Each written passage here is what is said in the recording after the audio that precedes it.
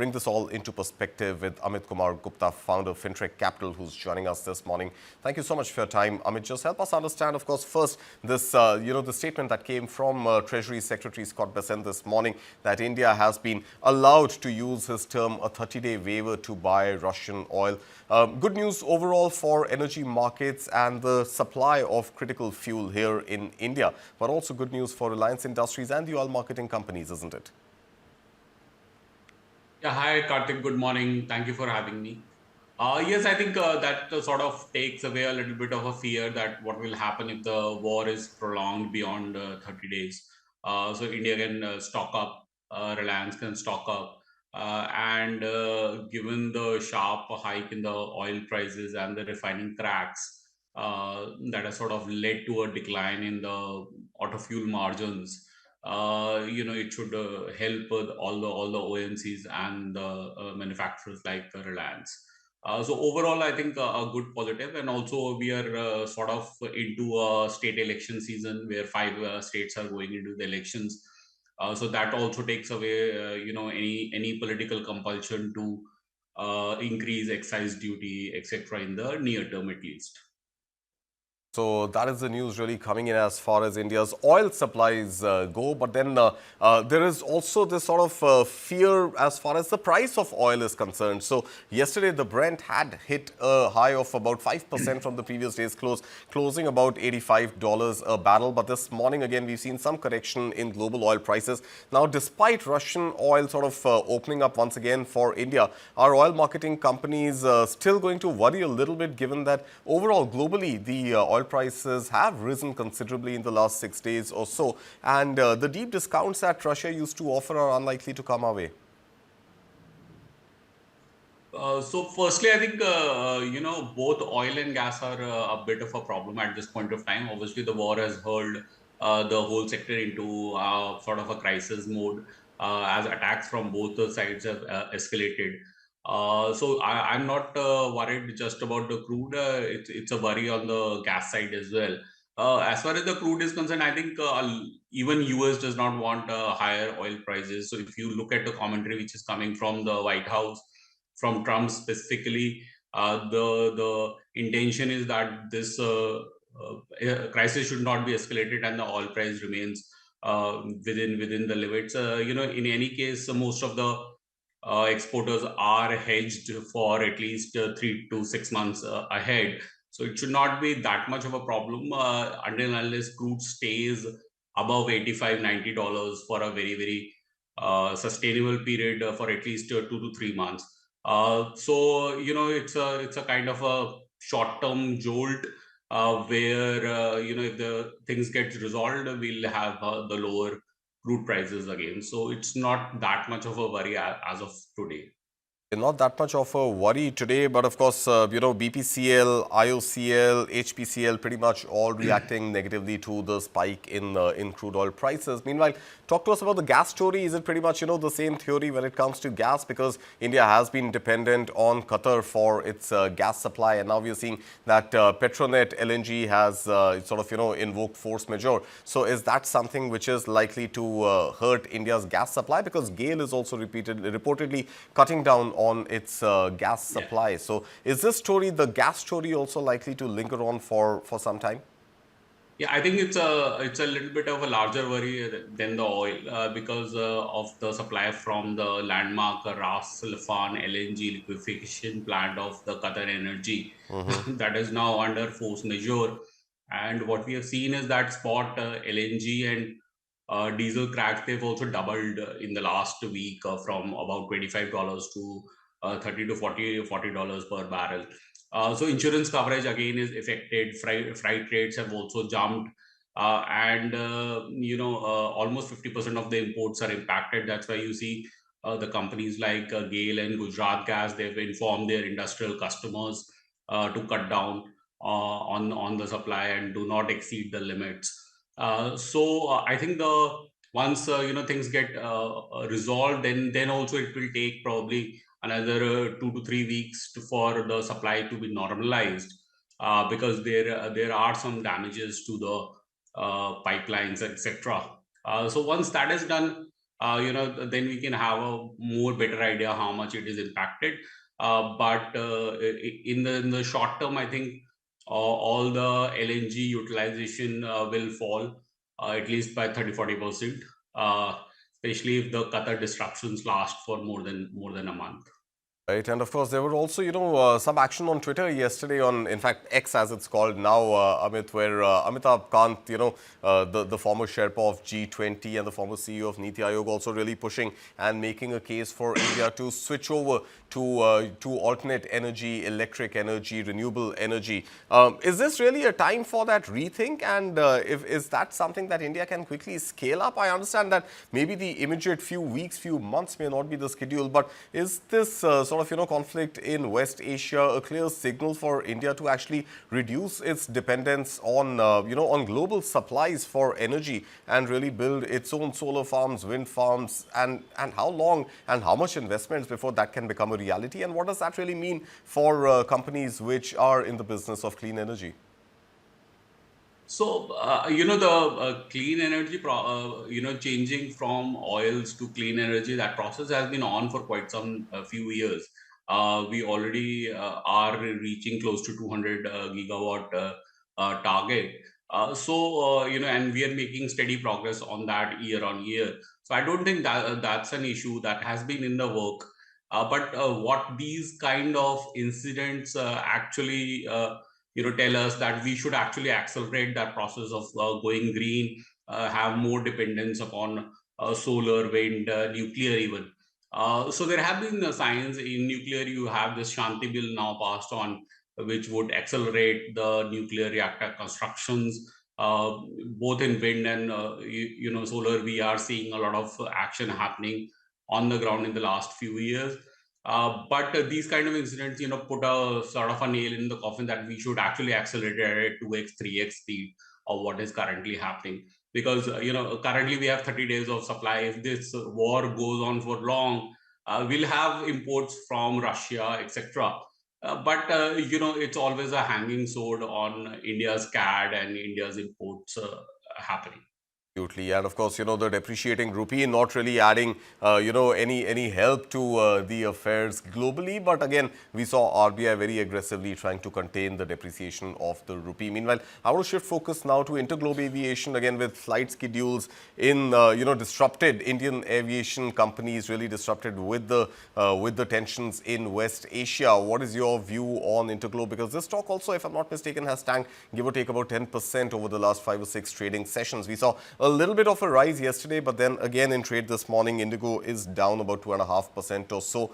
The long-term sort of fundamentals for IndiGo seem all right, Amit. So is this pretty much, the time to buy the dips and accumulate the stock? Or do you think it still comes with certain sort of red flags that one needs to be wary of? Right. I think long-term story remains fine, but in the short term, there have been issues. There was a issue in December as well. Now this Middle East things have happened, which has curtailed a lot of flights within which are going from Central Asia. Even in fact, the Middle East is actually a one-stop point towards going to Europe. So that sort of gets impacted. Uh, the new routes takes time to come. There is a regulatory process, so 3 to 6 months usually it takes. Indigo can increase their flights to Southeast Asia, etc. But this business which will be lost in this particular quarter due to the tensions in the Middle East. I don't think that that's coming back in a hurry. At least it will take 6 months, because a lot of these Central Asia destinations have their peak tourism period during February, March, April. So that will definitely get impacted. And from May to probably August on till August, it's very hot. So the although tourism also does not really happen. So it's basically a 6 month block which is happening for Indigo towards the flights in Central Asia. Plus, obviously the crude staying higher also impacts them. The rupee depreciation also does not help them. So the margins will definitely be impacted in. All right. So, likely impact on margins as far as, of course, multiple variables, tourism, fuel prices, and of course, its own sort of rostering issues that we saw in December. Hopefully, they should not come back, but a lot of variables really to look at the IndiGo story. I want to also talk about defense stocks, but first up, I want to begin in specific with Hindustan Aeronautics Limited, HAL. And yesterday, again, news came in of another Su-30 crash in Assam. Amit, this company has pretty much, not really delivered on the wish list that the Indian Armed Forces had of HAL, whether it was first the two Tejas crashes and then a third Tejas brake failure. Not the kind of recalls that one expects from military aircraft assembly lines.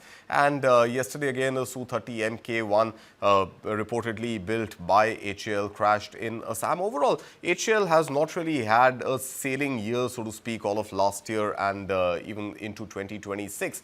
But all defense manufacturing stocks during the time of war continue to remain high. In fact, we are seeing HAL is up despite that yesterday's news of the crash, up about 1.5%, 1.6% as we speak. And even Bharat Electronics is up about 2% or so. How do you see India's sort of Make in India defense pack performing? And specifically on HAL, again, are there red flags on non-delivery and faulty delivery of its services?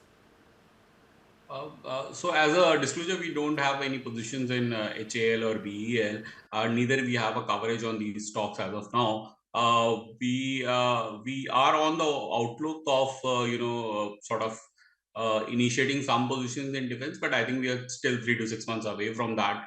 My sense is that as a general comment, these things does not help the global export picture too much. I think domestically say we are still okay, but if these incidents keeps on happening, then that sort of dents the image of the overall defense picture. So I'm sure that defense ministry will look into it, and proper steps will be taken to mitigate this impact. As far as the general defense companies, I think that's a reaction of what is happening in the Middle East. Okay. So a lot of, in any case, India is expected to increase their defense expenditure over the next decade. So I think that's also a gradual process, probably 10 to 12% increase every year. So that should benefit defense companies in the long run. Okay. But one needs to also understand that the order books are very long in nature, 5 to 10 years kind of a cycle, and valuations needs to be in line for making any investment decisions. All right. And of course, I can't let you go without talking about IT stocks, tech stocks, again, the kind of volatility we've seen in the entire IT space and mostly in the red side. But this morning, I think taking cues from what's happening in the US NASDAQ space, we are seeing at least some improvement. In fact, some buying activity in tech stocks this morning. We have had this conversation earlier, but, have things changed in the last few days ever since, let's say, the India AI Impact Summit, ever since Anthropic sort of, autonomous systems being used in war and then sort of delisted by the US Pentagon? Are we seeing some movement, especially when it comes to TCS making those large investment decisions in data centers? Are we seeing some sort of a pivot in the business model of tech stocks? And for the long term, are these stocks to really buy, accumulate at this point? Because they had once been blue chip companies, but we haven't really seen them live up to the kind of expectations, the kind of hype that AI created, especially for Indian services. So, the traditional IT services model is under pressure as AI automates a lot of repetitive, high volume tasks, which were once handled by all the junior engineers. So, Gen AI delivers material productivity gains in testing, documentation, legacy migration, raising client expectations for cost savings, especially during the renewals period of the agreements. So in a low growth environment, IT services companies are increasingly compelled to accept that aggressive pricing, which would mean that the terminal growth assumptions gets trimmed. That is also reflected in the valuations which they are currently trading in after this decline in the index of almost 30% on the IT index. So my sense is this is not going to get resolved very quickly, at least not in 2026. the traditional, pyramid of AI agents reducing the billable volumes, that needs to be seen how aggressive that can be. In the So my sense is that it's a wait and watch as far as IT services industry is concerned for this particular year, as the terminal growth assumptions are not really estimable as such. So we have to see, stock by stock, how the companies are adapting to this new environment. Uh, Valuations are in favor, but there is no reason why they cannot go down from here. All right. It's a more of a underweight kind of a position for us. We are not looking to really buy into IT or increase our weightage. All right. So just help us sort of, drill this down for the retail investor. Let's say you have been a long-term investor in India's IT story, and over the last few years, for as long as you've been invested, the returns that you're seeing to date are pretty much in line with the benchmark indices. Then is it the right time to exit your position, or should you still hold on since you have the long-term mentality and continue and hope for things to improve? No, see, again, that's a very investor-specific decision. So, depends on what buy levels you have, initiated in these stocks. But my only concern is that the pace at which the new services scale will happen and the legacy work will get declined. That is the biggest unknown. So whether it can fall another 20% and an investor can take that 20% hit on its current portfolio, something which is down already maybe 20-30%. That's a very investor specific decisions and depends on the risk appetite. My sense is that there will be not major returns from 1st February when the new Anthropic AI models were released. Right. From 1st February, I am expecting almost negative returns for at least 2026. So there is no hurry to really buy into this. One needs to take a sort of a stock specific approach to it and Right. see how things are unfolding. As far as the IT index is concerned, I'm expecting a negative return in 2026. All right, negative expectations on the IT index. Before I let you go, Amit, we haven't really seen gold spike the way it usually does in the times of volatility, in the times of uncertainty, and in the times of conflict. In fact, globally hovering in the range of about $5,000 to $5,100 per ounce. And here in India also, prices are range bound, 1.6 to 1.7 lakh rupees per 10 grams. Why not, why are we not seeing a kind of spike that gold usually sees at times like these? So it did spike about $200 once the news broke out, Yeah. but it is also facing a lot of liquidation pressures. A lot of people are stuck from the higher levels of January, starting January mid also. So there is a lot of position squaring and profit booking which is happening in gold. Remember, gold moved to about 5,600 and then crashed to about 4,600. So there are a lot of stuck positions also. Comex expiry is also this month, so a lot of traders are squaring it off, and there is a sense of a liquidation in the at least in the global markets, Right. where we are seeing gold silver going down, we are seeing stocks going down, we are seeing generally the except commodities like oil or gas, everything else is being liquidated. So it's a sort of a position shift also within the commodity space, where people are selling gold and silver and buying other commodities like oil and base metals. All right, Amit Kumar Gupta, thank you so much for your time. As always, pleasure having you here with us. And thank you once again for your time.